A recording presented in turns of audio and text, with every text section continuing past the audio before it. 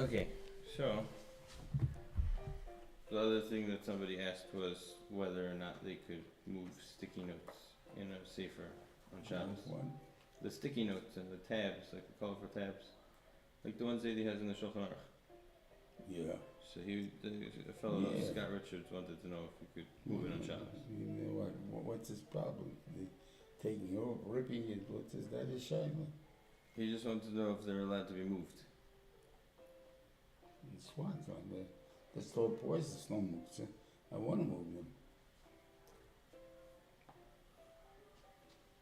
And if the answer is yes. Daddy? And then Can you hold I'm going to turn the sound off. Go close the door there, Noah. Noah, close the door to the elevator.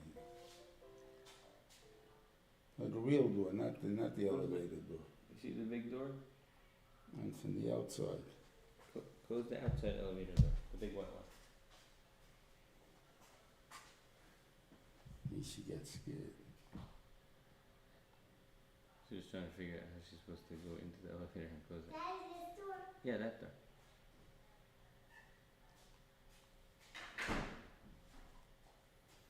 That was very good, Noah.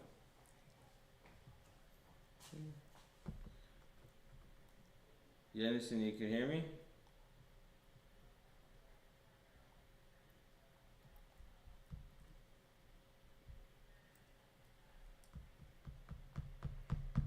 Daddy, turn it back on the sound. I turned the sound off because Please, sir. Can you turn it back on?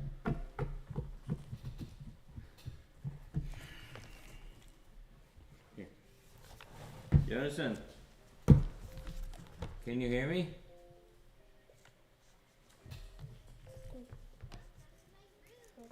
Okay, take this to over there. So which part, what hardware? When the swing comes, some pieces are attached. But I think I don't know if they did it to solve the problem that you're presenting by attaching the swing to a board and the board to the tree. So that always works. So now, that's I'm saying. So I know that's how David did it, and I saw some other guys that did it like that. Maybe it's just to avoid your problem. I think that, what would Rebbe say if you didn't use the board? But I would think would be part of the tree. I think the only thing that should be is what holds the swing to the tree, whatever that linchpin is, something that Because they put holds a it. hook and then they have a clip and the swing somewhat adjusted. But sometimes it comes all attached. You just screw it. Sometimes all the pieces come separate. I don't know. So you attach the piece to the tree. I got a picture in my head and I'm not getting a good picture. I don't know.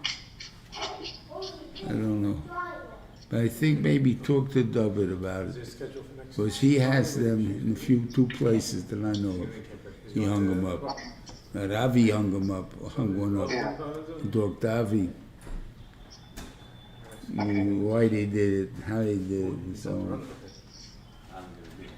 I have another question also. Is that if a person eats olive oil, after eating olive oil, I heard, he told me it's like like a nigrin. That's basically what you're talking about. But you don't drink it. You tell me it's a mixture. What is Reuven? the Reuven is the oil. The oil is Reuven.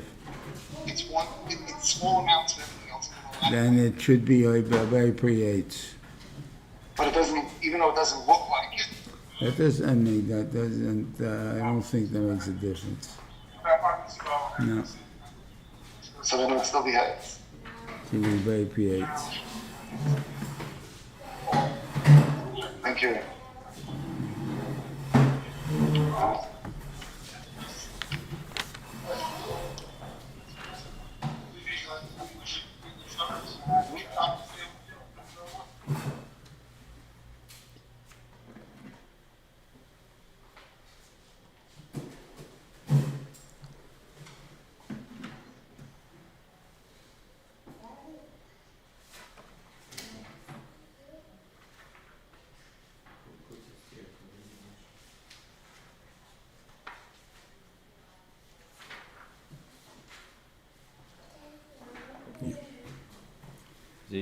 Yeah. We should be good to go. Mhm. I mean, I guess we still have 2 minutes. Yeah, 1 minute. Okay. Let's go. Come.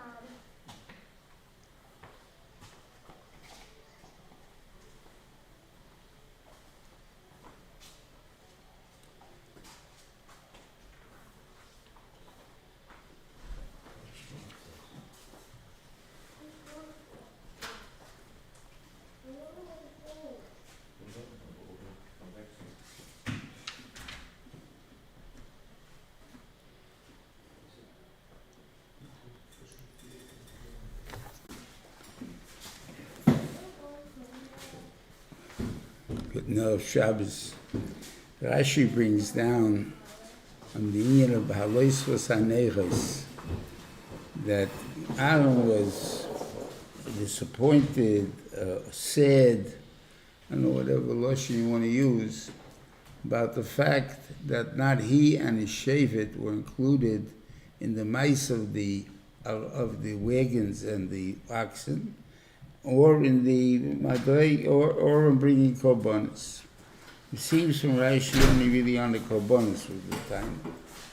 The funny part about it is that you can't bring korban without the Kohen. So that means the Kohen did all the work on the korban. You're only giving the balabos some credit because he paid for the korban. But the avoid of the korban is only Aaron. So of all the korbanos, Aaron is the one that's doing the work. So what's he jealous about? I mean, he has to want that plus his own stuff. Like that's an awful lot he's asking for. And the kasha of the wagons, say it not a kasha. In other words, the reason they had to bring the wagons and the oxen was because they did not contribute to the Mishkan. But you, Aaron, you contributed to the Mishkan. So what do you need to have anyone to tell you that you're okay? You're okay. So you never had a problem to be fit to fix. That's why I don't understand Rashi, right? So I would think that Rashi maybe wants to say a different pshat. Not about that. He says, L'reini sh'leilim, you told me to mecho v'yurecho li'ish chasidecha. That's me. And you told me I'm going to teach Torah to Klal Yisrael. That's going to be my job. And the Nesiim, by bringing the wagons and the oxen, they took away my job. My job was to make the Torah choshev to Klal Yisrael. Okay, and now by the fact that they made it, that they're always responsible for rebuilding Torah, wherever it is, they're always going to be talking about it. This is the way they're going to bring up their families and their kids, and so on. That the most important part is to make sure the Torah is around for everybody. That's the most important, and that's good for what's my job. So he's complaining that he doesn't have his job anymore. That's what he was complaining about. Not that he's complaining about that they brought a korban which he didn't need, or that he's involved in anyway, so it doesn't make a difference. That's what I believe was the time. So what did the Reuven Feinstein say?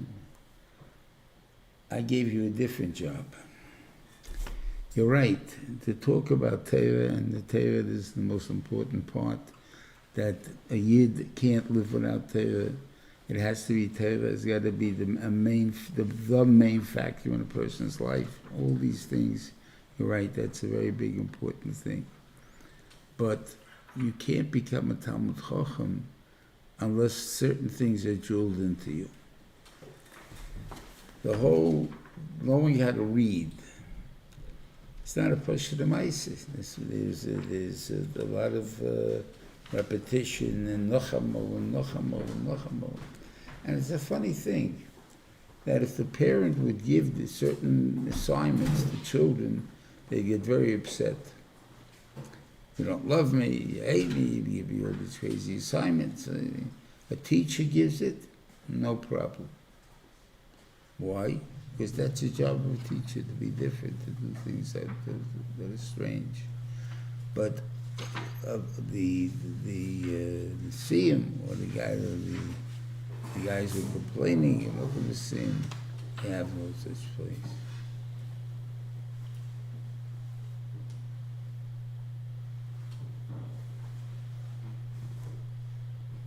Yeah.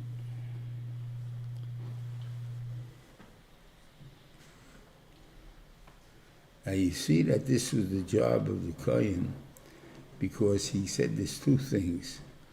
Behalosicha haneros, you got to do two things.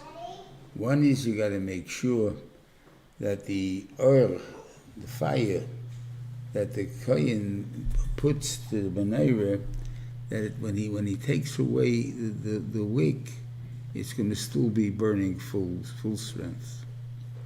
That's important. It happens to be one of the jobs really of the husbands when they go to shul. That before they light the candles, the women light the candles, they should go over and light the candles. And then the women can light all they want. Why? Because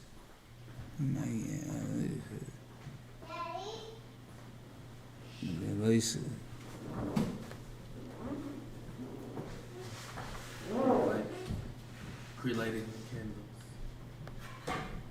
yeah.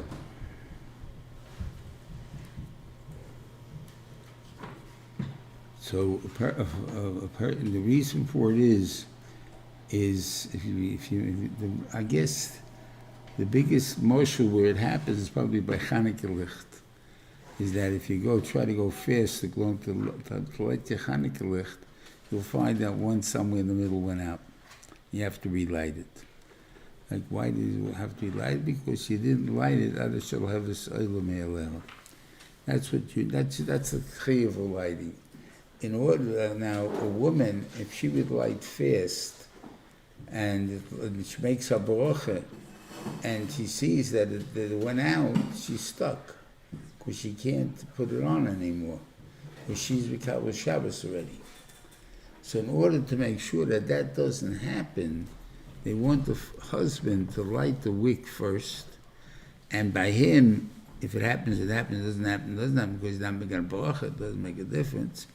But the idea is that even if it happens that it goes out, not on, and that's how we're going back to Philly. That's the job.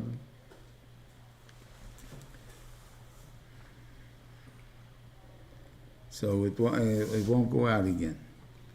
You got what I'm saying? Okay, so that's the law of Ad Sheshel Heves Olam Me'alel.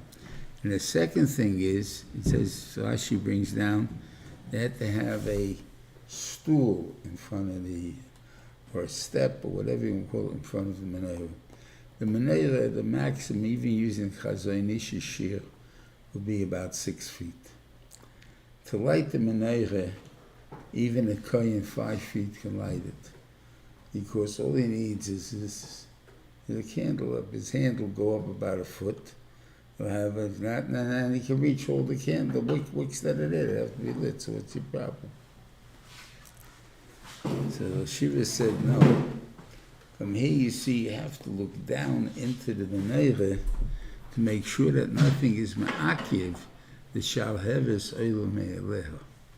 That there shouldn't be any dirt there. That's going to stop the fire from burning by itself. And by doing that, you automatically have this problem that you're not making that fire. So what you want is that by you being able to look down and make sure there's a fire, that means that you have to make sure that the whole education system, everything else is under your jurisdiction.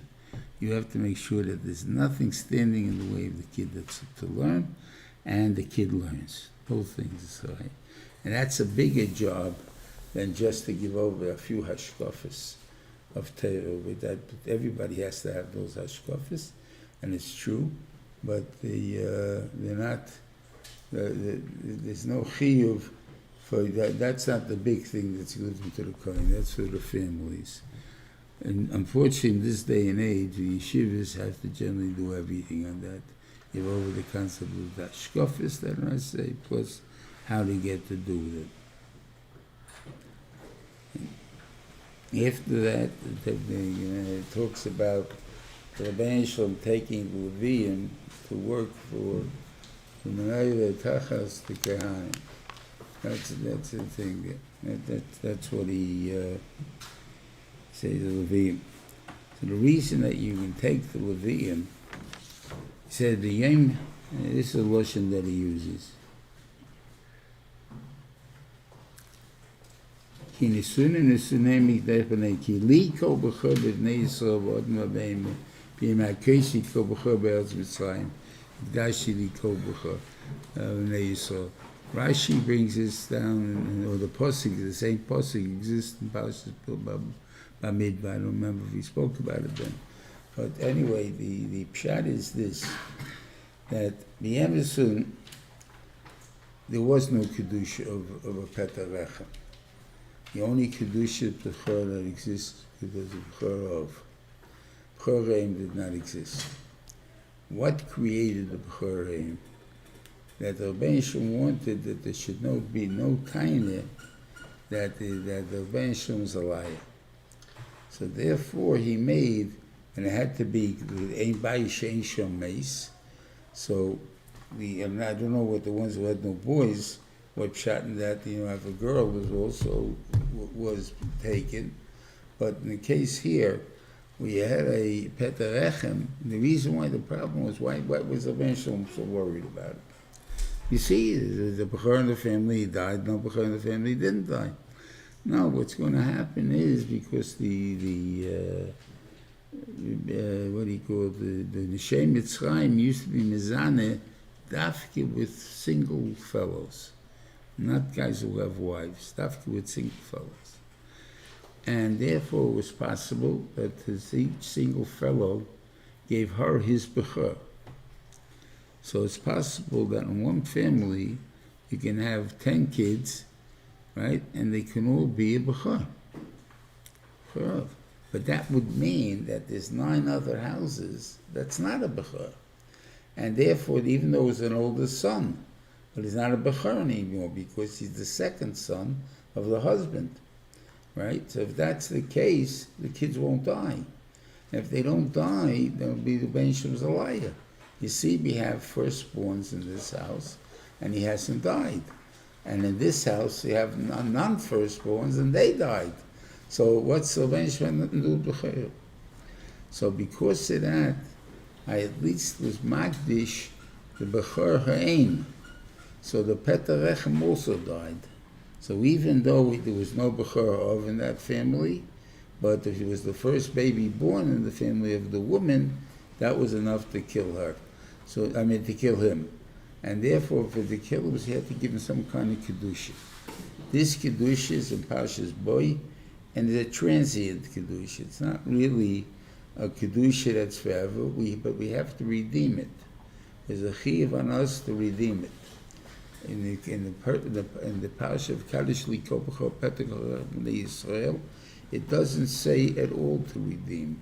Because the Rebbeinu Shalom really, if they're not going into the Parsha of Kaddish Likol B'chol, which is a point of the chinuch of every kid in Klal Yisrael, like we're supposed to raise them. How we're supposed to be Kaddish our kids in Klal Yisrael, that's in that Parsha. So the same thing is that the Kaddish Likol B'chol.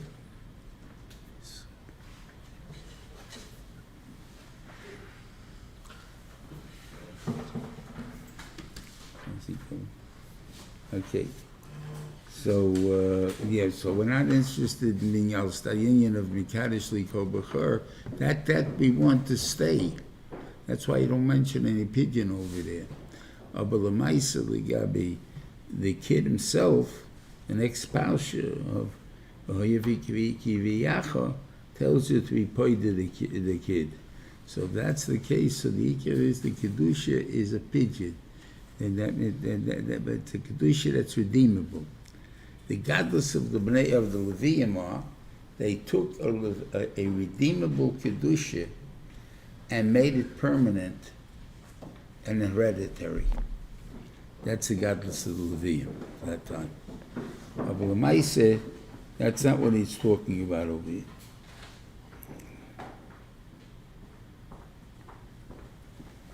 We get these so bad, huh? Okay. Okay, so that's why he holds that Nesunimly, I get all the Bechorim, because of the day I meant to make them holy. I made them holy, so now I have a right to do what I want with them. They flubbed by the Egel, and because they did that, by the Egel, I took away their Kedusha, and whatever you want. But the Kedusha of the Levium, which is a Kedusha, a secondary Kedusha, not a Kedusha of Kahuna. It was Kedusha of Levia, which is a secondary type of Kedusha. That Kedusha I gave over to Levium. Now, I don't know if there's a medrash or people say, I don't know, that lost Lovoi, the Bechorim are going to get back their job. It can't be the Bechor because there's no reason to give the Bechor back their job, because they flubbed and they lost the Egel by the Egel, so they don't have the right to be Kohanim anymore. Or it could be that the Bechor aim, which is that was really a Shvache Kedusha, but that Kedusha, whatever it is, could come back. Lost Love, that they too will participate in the Avodas HaMishkan.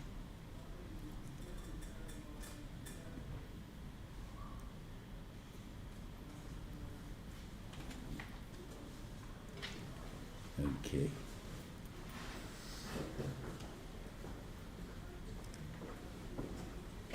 Okay, now you have a din which I do, Shver the Maisa, of what exactly it means. We'll talk about it in a second.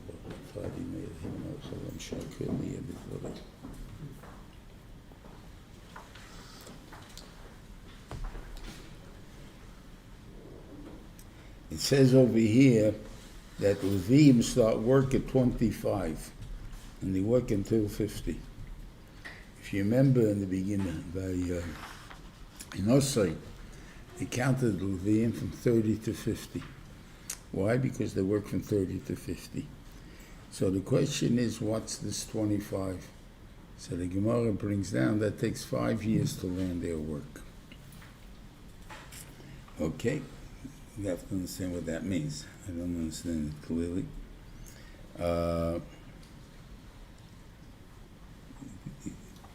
We find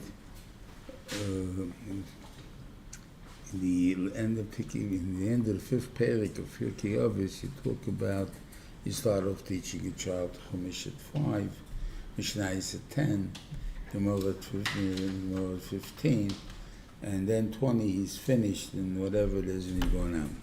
You have 5-year groupings. And Rashi over there in Pirkei Avos brings down the Gemara that says it takes 5 years to gain something. And if you don't get it in the 5 years, Rashi says, it's gone. I don't know if he means this. That's what it seems to me. That if a person does not finish Shas in the first time around in 5 years, he will never ever know Shas. Okay? That's what it says. Going to Rashi. Why? He'll know how to learn. He'll know the things, but he won't be the computer of Shas. He won't be able to rattle off exactly what comes with what, and he can make toys and he can forget things and whatever. I really don't know what it means, but I think that's a little bit what it means. Take a look yourselves in the Rashi over there in Pirkei Avos, and how it ties into over there. Now, there's certain chokhmas, the things I can't understand what chokhmah took 5 years. In the Midbar, right? The first time they put the Mishkan together, we didn't have 5 years to do that. So what do you mean it takes 5 years? And even if you wanted to say that it means the music, which was maybe more of a svara, that it means that I have to put you through to teach you the musical instruments and the musical other different things to understand music and this thing, and that takes 5 years. That could be. And maybe, but again, where did the first 5 years? They didn't wait 5 years to start the Avodah. Right? So they went with not 5 years. But the idea is that in the future, it really takes 5 years to be able to get this chokhmah of music and stuff like that. That's the only thing I can think of. I don't know what the other chokhmas the Levim needed. To close the doors, they didn't need any big, they don't take a 5 years course in that. He says,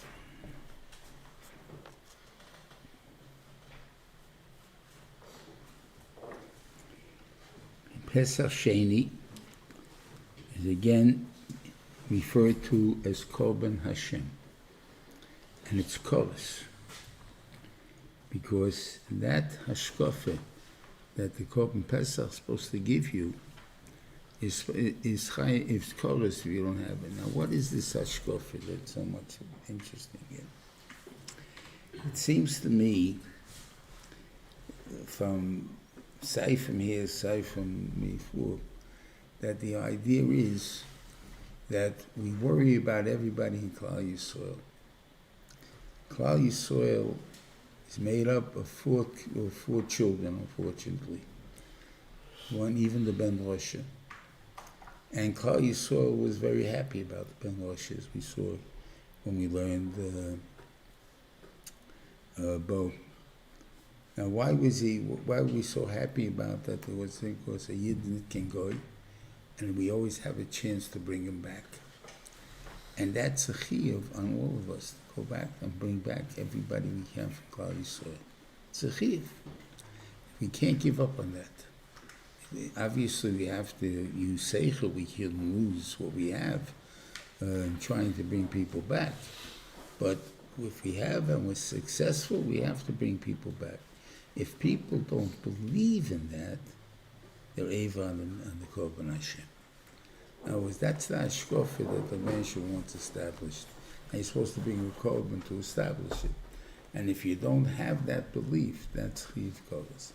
I said, it's not necessary for me to bring a Korban because I don't believe in this. I don't believe in that, then that's chiyuv kolos.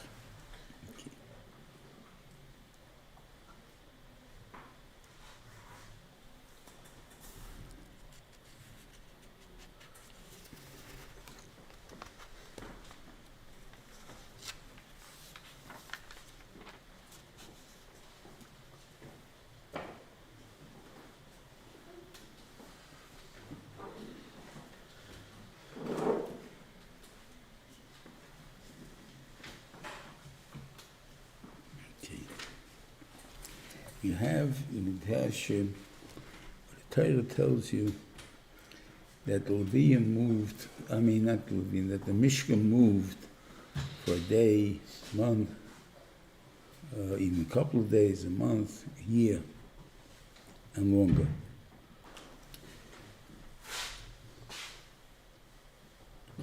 The Ben Shem Taka was very good to us, and he only made 37 or 38, I don't remember how many trips we made, how many stops we made during the Midbar.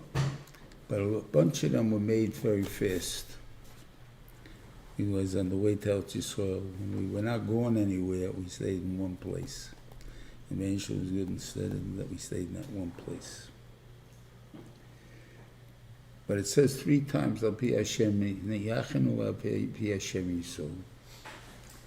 And means that it's pretty clear that the Rebbeinu Shem controls what we do, our trips.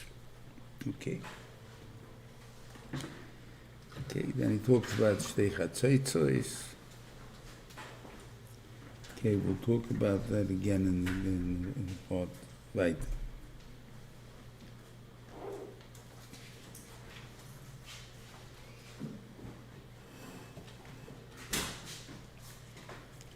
Okay, the Tzaitzos is different things, Shiva Zatzal and some stuff on that, good stuff.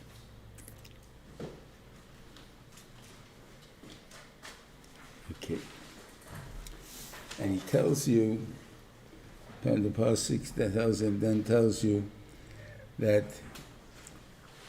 Bashon Hashenish b'chodesh Hasheni v'esrum b'chodesh na'lo ne'mal Mishkan Ha'edus. That was the first trip that was taken by the Mishkan and by the Machanes. Everybody, the whole setup of Klal Yisrael traveling through the Midbar and camping in the Midbar was all established on that one day. And they went, and they describes how they actually did it. You know, when you took down the Mishkan, when you put it up and all that stuff.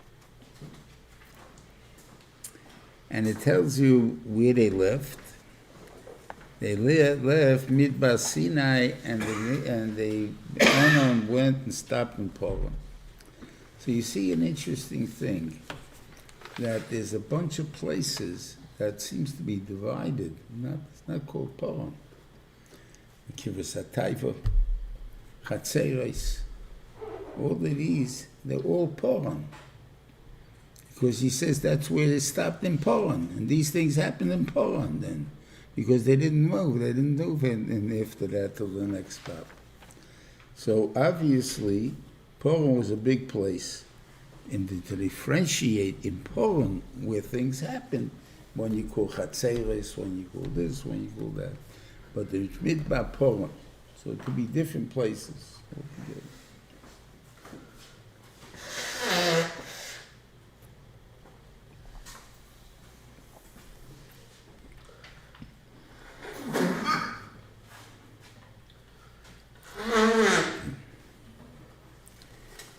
Okay, and everybody they were able, how fast they were able to work. They took down the Mishkan right after Yehuda leaves. They start traveling before Reuven.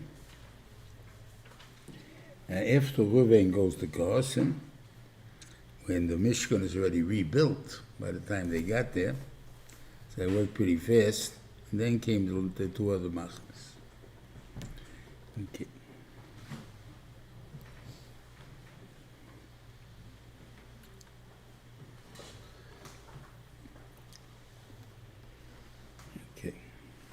And we'll talk about this in a minute. Then you have Moshe trying to convince Reuven ben Reuel. The question is, who is that? So, the Pashtus is Yisrael. And Yisrael says, I'm going back. Okay.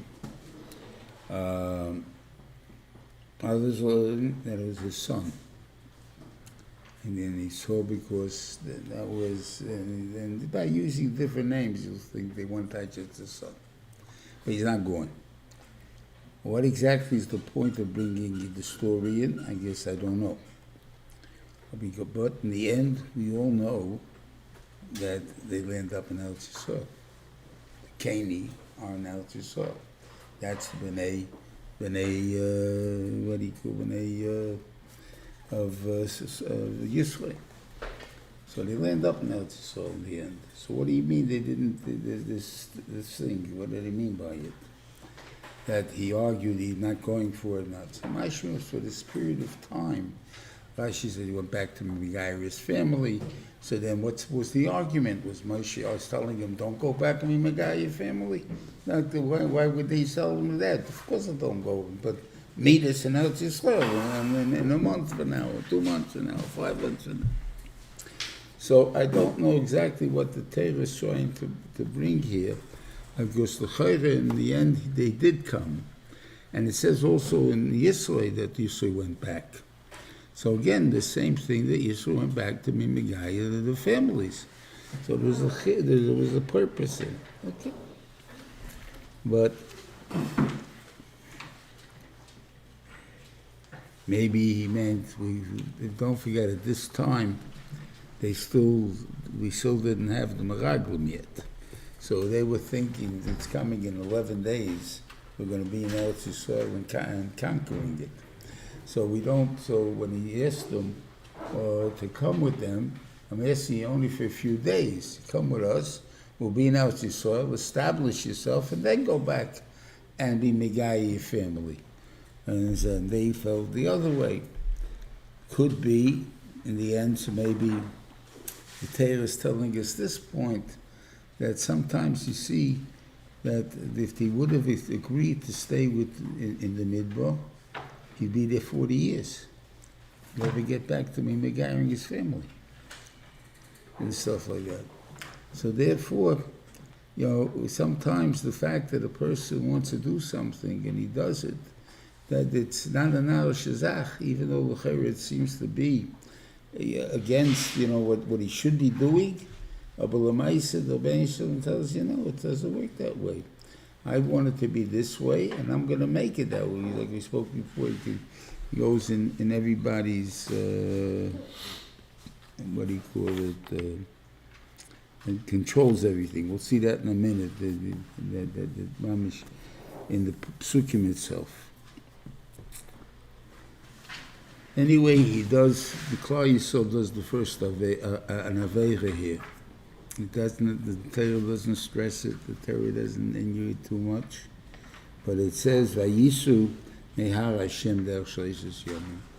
And that means they will poreach,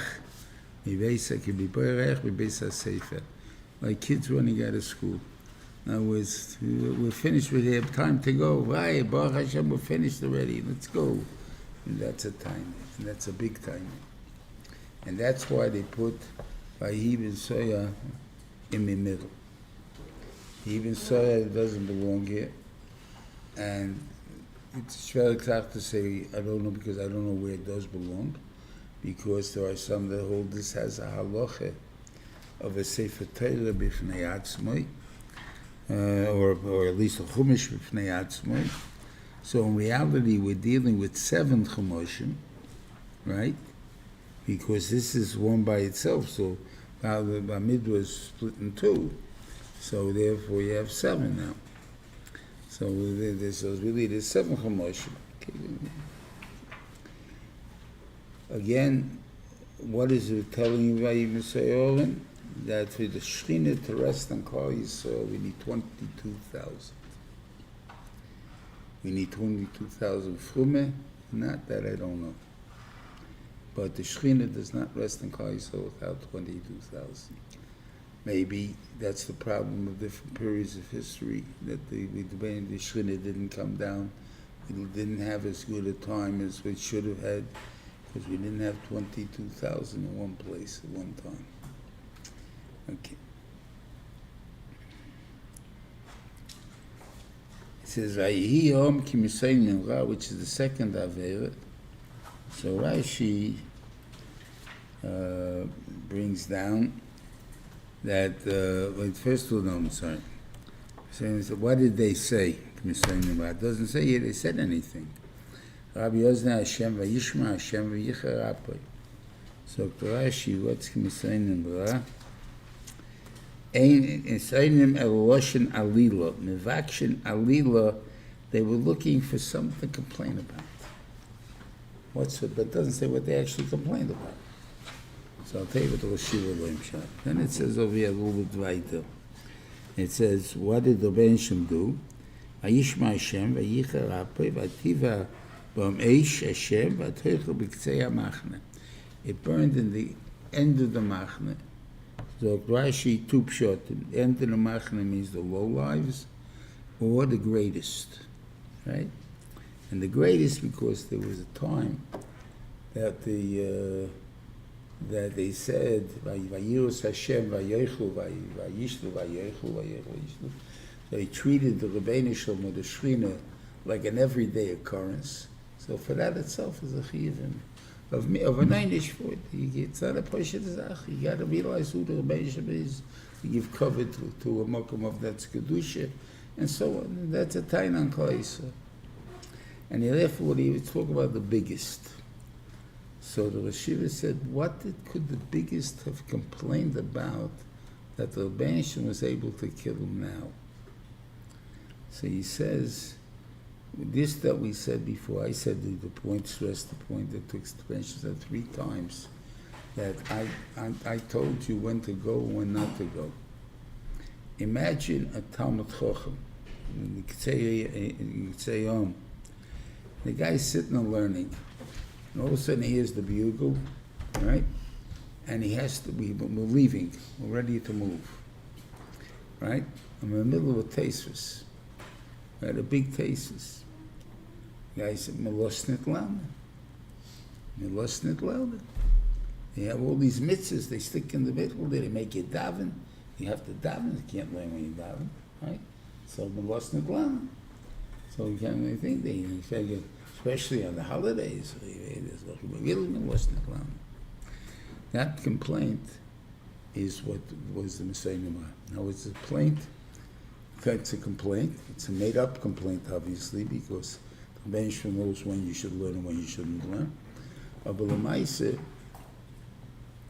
that the pshat is that that you feel comfortable enough to complain about the Rebbeinu Shalom. And the truth is, we have to realize that without this kufa, our complaints many times. We lost niton, what we're supposed to do. You always stick something else in. And that's a part that we got to realize we can't complain about. So we got to be very careful about it. Okay? Is the thing that we're going through, thinking about, and I don't know, they tell you, didn't really go to too many conclusions. Anyway, the Rebbeinu made a fire, and what was the fire? The fire was killing people, so they went to Moshe to pray for them. Atishka Eish, and it says that why they go to Moshe? Because Moshe, it's like, it gives a marshal, like a king got angry at his son, so the son went to the king's friend to ask him to appeal to the king to let him back in. So in other words, we need sometimes the guy who has shaykhs to the king to speak for us, and that's the way. Then Parshas, that's the way we have the Gemara in Basa. That a guy has a choyle b'sech beisoy, yelchech u'tarot n'halmat chochem, tzishvi mispalo for you. That seems to be the same idea, right? And yet we know the Gemara in the Rashi in Vayera, that by Shmuel, Yishma Hashem el kol hana, that it says that the Rebbeinu Shalom listens to the kol of the chayla more than to anybody else. So if that's the case, why am I going to a Talmud Chacham for? You should be the one that's praying. Why are you going to the Talmud Chacham? So we were saying the different types of things, what it goes about. I don't know. Talmud Chacham plays once, writes in the Kabbalah, right? They should go to him to teach you how to keep the anger away from you. No, the kas of HaKadosh Baruch Hu should go away. So that seems to be more like Moshe's case. In other words, that's the purpose of them. What about that? That's not necessarily always such a ma'aseh. Then maybe the Rebbeinu Shalom listens to the Kol Hana. Now there's no big chutzpah thing ma'aseh that happened, but the Rebbeinu Shalom's time the guy dies, or some the guy has an einish for something or other. But the ma'aseh then the Rebbeinu Shalom listens to the Kol Hana. But there's things to think about. Chilukim, when you have to, I guess you should always pray yourself anyway. But I'm just saying, but when that's the Iker Tefillah, and you have to know when it's sometimes you have to go to the Talmud Chacham, with the Iker Tefillah, the Talmud Chacham.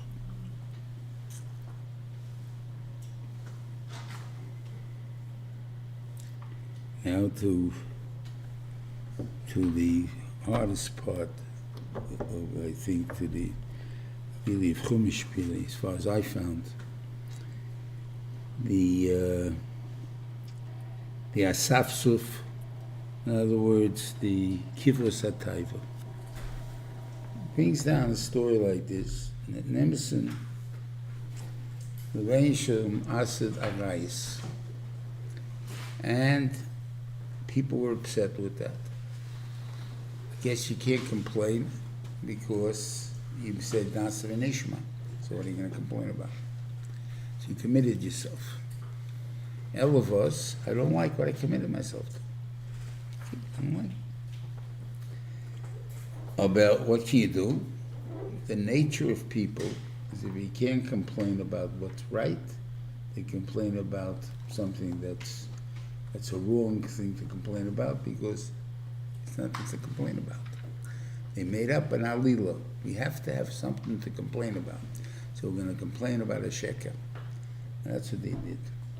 No meat. We'll talk about it in a minute. But to understand what do you mean by the arayas, I think that Amram and Yocheved, right? They produced Moshe, Aaron, and Miriam. You can't do better than that. You're not Shaya. Right? If they were born after Matan Torah, they would all be Mamzerim. Right? Because Yocheved is Amram's aunt. Aber pretended they were alive b'shas Matan Torah. They died before Matan Torah. They didn't go out of Mitzrayim, so they would have died before Matan Torah. But let's say they died by Matan Torah, after Matan Torah, right? So when the Torah says you have to separate, and they look at their kids and they say, we have to separate? Look at what we produced. Look what else we can produce.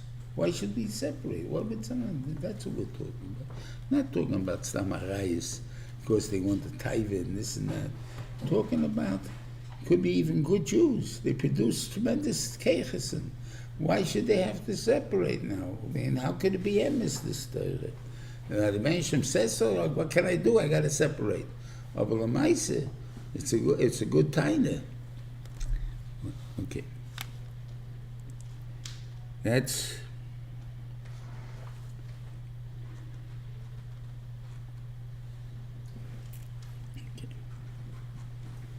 Now, we said, Mi achilenu boso. So you would think they didn't eat meat. Okay, it's possible. They didn't eat meat. We'll go back to Parshas B'Shalach.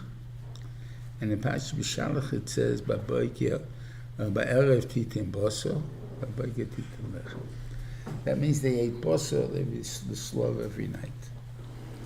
But one time it was only one night, there are some of the time like that. But Parshas is every night they ate it. They ate meat. What kind of meat? Chicken. I mean, pigeon. Pigeon. Every night. You can talk to a bacher in yeshiva. You know, if we served you chicken every night, what would you do? Go nuts. You know, it's like you can eat chicken every night. Okay. But they ate meat anyway. Maybe they made today sesame chicken. Tomorrow they made Kentucky Fried Chicken, and no hot chicken. So there's many things that they could have made. I don't know, but it doesn't say that. Anyway,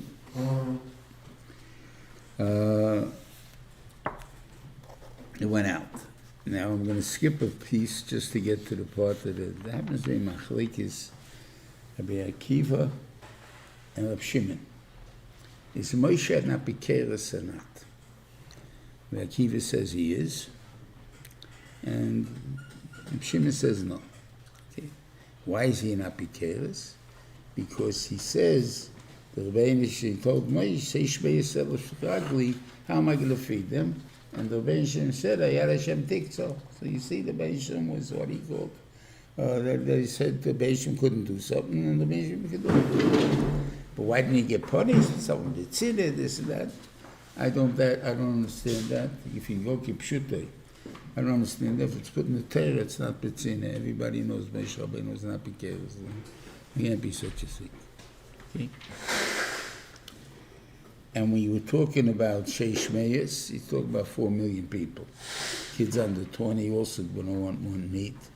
Kids, people above 60 are going to want meat. Women are going to want meat. So you're talking about 4 million people. Okay, good. Does make a difference. I want to read you the pasuk that Moshe Rabbeinu says to Rabbeinu Shalom. Vayvayim Moshe sheish meyes elef ragli ho mashanech bikir vaylato marto boso etem lehem v'ochlu chodesh yomim I got sick of that. You told me to give him food for 30 days. Even if they shech the tzayin ubaka, it'll be sufficient for them. I assume he means there, but tzayin ubaka that they have in the midbar. Okay, maybe it won't. Now listen to this one. Even if they would gather all the fish in the sea, Yosef lahem u'motzlah, would there be enough? For 600,000 people for 30 days. How many people in the world now? 7.5 billion, 8 billion, right? You'd say 600,000 of them eat fish every day? I would think so. And I would think that you don't eat fish. The Eskimos and people in the North countries where they don't have any other animals and stuff like that, and they only have fish, they live on fish, so they eat fish 3 times a day. How they do it, that's their problem, but that's not the shayla, but they eat fish 3 times a day. And it seems to last. Moshe Rabbeinu doesn't know how many fish in the sea there are. And I have a bigger kasha. You know, the fish had a big head start on humanity. The fish start with Adam Rishon. They don't die by the Mabul. Humanity starts by Noach, 1656 years later. That's a big problem. So the oceans are packed with fish. No one ate them. There was no one to eat them for many days. And now all of a sudden he told me, can't he be enough? So Moshe Rabbeinu obviously can't be saying such stupid words, because it's stupid. Right? Elavos, he's telling him, they're not interested in food and stuff like that. It's only now lila. They have food, they've been eating meat, there's not a thing there. Even if you maul the fish in the sea, meaning that they'll say, I want the left eye of the right eye fish. That's what I want, even though there's no such thing. That's what I want. You can't give it to them because it's not true. They don't really want it. So why not for me? The Rabbeinu Shem says the same thing. You think Hayat Hashem Titzot? Think I can't do something about it? You know what I'm going to do? They claim they want meat, but we know they don't really want meat. I'm going to make them want meat.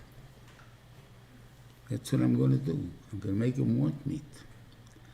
And you know which meat I'm going to make them want? The slav. The thing they eat every single day.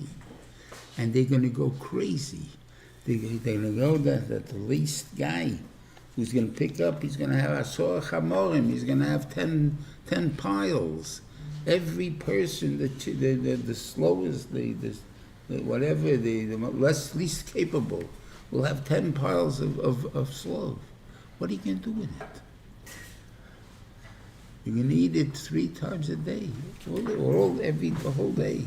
I don't even know if the Beisham gave money in those 30 days, because he wanted them until it goes out of their things that they shouldn't have any other food except the meat, until that they had to eat the meat until they got sick of it.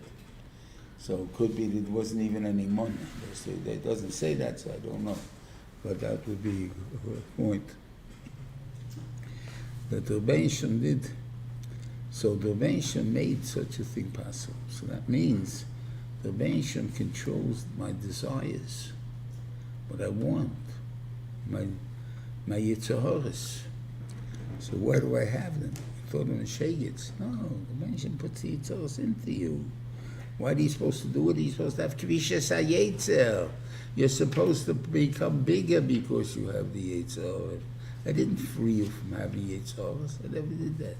And if you think you're going to put yourself in a matzah that is possible, I'm telling you it's impossible. But I'm a human, so I can't tell you that. But I think the Rebbe will also tell you that. That's impossible. If you're not in the place, you have an imagination. If you don't have an imagination, you're dead. So it doesn't be man. So obviously you're thinking about things that you shouldn't be thinking about. If you're thinking about things you shouldn't be thinking about, that means there's a Yetzirah in you. And the Rebbe through certain machshavos at you. Not that you should be able, your keiches to overcome those machshavos. That's your job. That's what the Ben Shem did. He made it that you should have that nisayon. There's a type of nisayon that this is given to every single person in the world, that he has every single day. And I'll tell you even better, that the nisyonis of the world is that a person sees a situation that appears bad, and he doesn't know if it's bad or not. No, it could be two things. It could be an nisayon, or it could be a natural einish. Okay, so how do you do the nisayon? How do you treat this situation where I don't know what to do? I'll tell you what to do. The first thing you say is called the gamzul teva. My ma'aseh that's happening right now to me, this is a good ma'aseh. Let's take a story what gamzul teva really means. The ma'aseh of Nochmish Gamzul.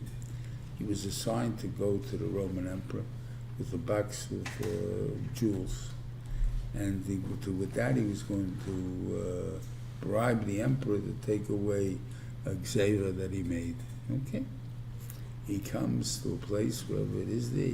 Maybe he tells them that's what he's going to do. They look at him and in his possessions. Where would he have the thing he has to bribe with? And they find the box of jewelry. They take out the jewels and put in sand. Nochmish Gamzul doesn't even bother to look in the box to see if the jewels are still there. He goes to the melech, he gives him the box, and the box comes up, and it's sand. And all of a sudden, the melech gets a little bit upset, and Eliyahu Navi shows up by the side of Nochmish Gamzul and tells the emperor that this sand is the sand that Avraham Avinu used against Gedol Omer. And it becomes weapons and guns and whatever it is there, weapons and people to defend. He said, good, I'll try it again my next battle. And he had a next battle, he uses it, and hey, it's true. So he all of a sudden is mevatel the gzeira, gives the Jews back this box full of jewels, and it could be very well that he's afraid of us, not necessarily that we became such friends, because if we gave him a box of sand like that, we must have a whole pile of sand, so he's afraid that we'll use it on him. So therefore he's made shalom with us. Good, it doesn't make a difference. It never was bad. If it would have been regular that he gave the melech the jewels, the melech would have either say, well, not say he has the jewels now. And he has the bribe already. He can do whatever he wants. Doesn't do it, and besides, then he would have the jewels. This way, Klal Yisrael didn't pay for anything. They got better jewels back, probably, on the thing Dalton did. So, Mamela, that's what he should say. Gamzul Tov. So you don't know how a bad thing can be. For the simplest case, I can give you a guy who loses his job, and let's say the CEO of a company was making about $3 million a year, and he's upset he lost his job. His friend said to him, you lost your job? When was the last time you had a vacation?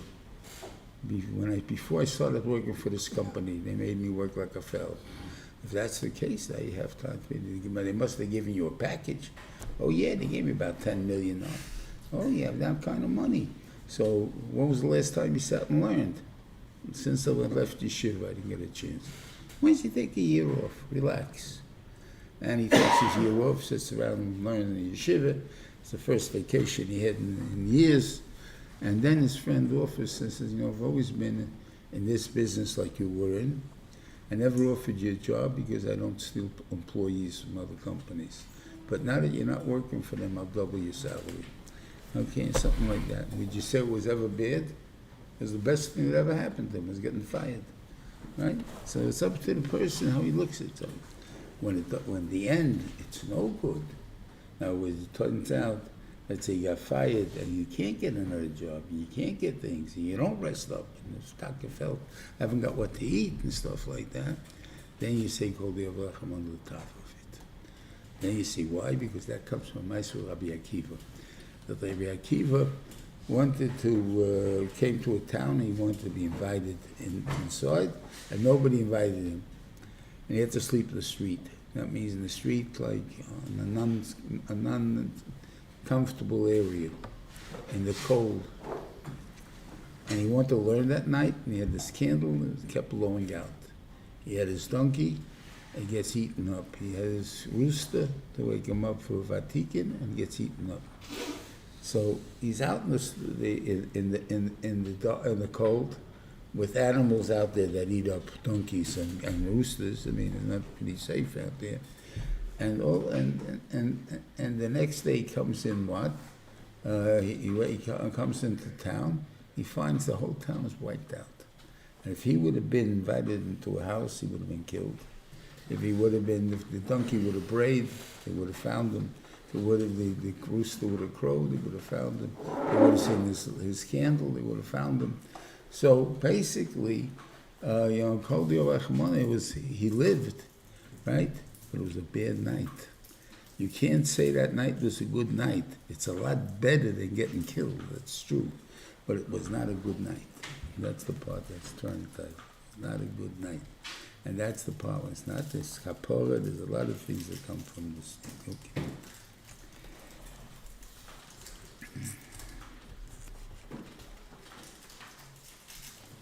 So, before this Maisa, I think the other things more important. I'm going to skip to the end of the Seder. Maisa with Miriam and Moshe now. They see Eldad and Medad being misnabe b'machane, and this is seen by Tzipora. And Tzipora says, Oivei, that their wives are their wives because they won't live with their wives anymore. Okay. Miriam hears this. He said, what kind of stuff is this? That a Navi doesn't live with their wives. Right? Gambonu diba Hashem. Right? But what did she want? Why is it considered Lashon Hara? What is this whole story about? About Lashon Hara? There's no Lashon Hara here. She's complaining about the thing there. Okay. Well, what happened here? Gambonu diba Hashem. No, what happened here was this. She goes over to Ahren, she says to Aaron, Moshe is getting a little too big for britches. Getting too big. He thinks he's also to live with his wife, right? Gambonu diba Hashem. Who's going to talk to him, me or you? Right? I'm the big sister that loves him, and you're the big brother that's bechanech him. So who's going to talk to him? Right? They're doing it for Moshe's benefit. Right? The Moshe takes him out and says, you misjudged the case. That he's much bigger than you. You just didn't look good enough. You never looked. You never were ma'ayin. That's your problem. Okay. Where do we have this very much? And this is brought down in Chofetz Chaim Sefer. The Rebbe of the 7th grade class is talking to the Rebbe of the 6th grade class. New class coming in, 25, 30, 40 bachim coming in this class. And he says to him, give me a heads up on the kids. And he says, okay, let's go over them. This kid's a no good kid. This kid's no good. This kid's okay. This one's no good. This one's no good. And the guy takes it as a fact. And he opens the class. He knows he has to deal with no good kids and good kids. I'll move this kid here and this kid here. Why? Because they're no good kids. That was Yumekabel Lashon Hara. He said they're no good. Okay? In reality, we all know that when kids get along with one Rebbe, they don't get along with another Rebbe. It's a great fact. So why are you calling them no good kids? So what am I supposed to say? So you're supposed to say, this kid I didn't get along with. And I don't know whose fault it is, but it's I didn't get along with him. But you got to watch out. This is what he does when he gets angry. Okay? This kid, my says, he didn't learn by me. Oh, well, if you can get that right thing, then maybe you can put them together. I couldn't. And I talk about And the Mishnah Berurah says, what are you supposed to do? You're supposed, not the Mishnah Berurah, it means in the Mishnah Saloshet, what are you supposed to do? You're supposed to ask the kid himself, what is your mindset here? What happened? When a kid gets sent to the principal, he did this and this thing. The principal must ask the kid, what did you do? The Rebbe says you did this and this, is this true? And then the kid will go and explain, no, I really didn't do that, I was talking to this and that. And then you'd forgive him. You can't trust. I mean, you can't rely on what was said to you, even though they mean l'toiv. The Rebbe definitely means l'toiv. The Rebbe, when he sends to the principal, he means that he should be disciplined, he should be l'toiv. He's not doing it because he wants to kill the kid. He's doing it for l'tachlis, that they should be good. But it's bad, it's lashon hara. And that's the part that we have to know ourselves. We can't speak about even these things because that's lashon hara. Have good Shabbos, everybody.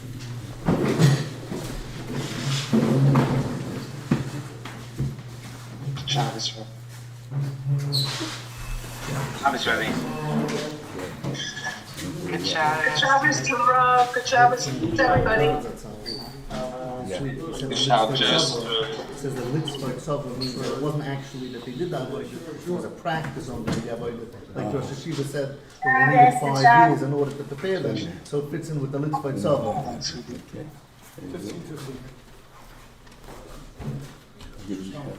Shabbos.